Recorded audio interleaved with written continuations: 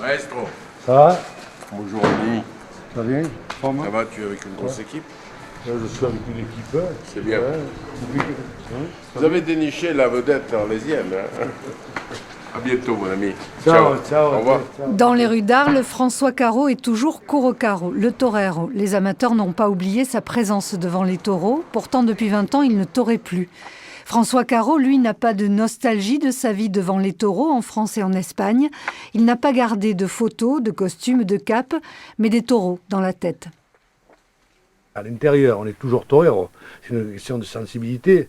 Ma personnalité elle est toujours là, ma sensibilité est toujours là, mon regard dans la vie est toujours là. Donc ça n'a pas changé. Mon physique, oui, a changé.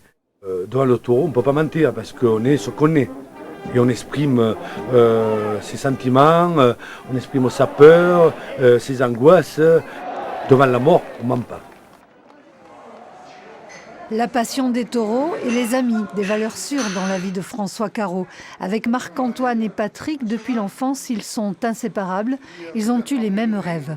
C'est grâce au taureau qu'on était amis d'enfance. À partir de là, on s'amusait dans les rues à torer, que tout le monde nous regardait, parce qu'on voulait devenir effectivement torero. Quand on se voit, c'est les taureaux, les taureaux, les taureaux. Voilà, on pense qu'à ça et c'est ce qui nous fait vivre, c'est ce qui nous a permis d'être là où on est maintenant.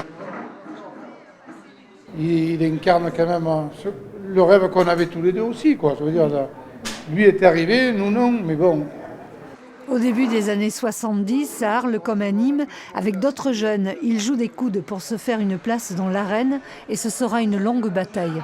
Effectivement, on a ouvert beaucoup de portes, mais il y avait Nimeño 2, il ne faut jamais oublier. Il y a eu Patrick Varey, il y a eu Tinit qui a triomphé à Madrid, il y a eu moi, et maintenant, l'aficionado croit et veut des toreros français parce qu'il y a des grands toreros actuellement, comme Juan Bautista et Castellet, qui sont vedettes de la tauromachie. Avant, dans notre temps, personne ne croyait aux toreros français. François Caro ne s'est presque jamais regardé toréer. Il n'aimait pas se voir, il ne se trouvait jamais bon. Nous lui avons apporté quelques images qu'il découvre.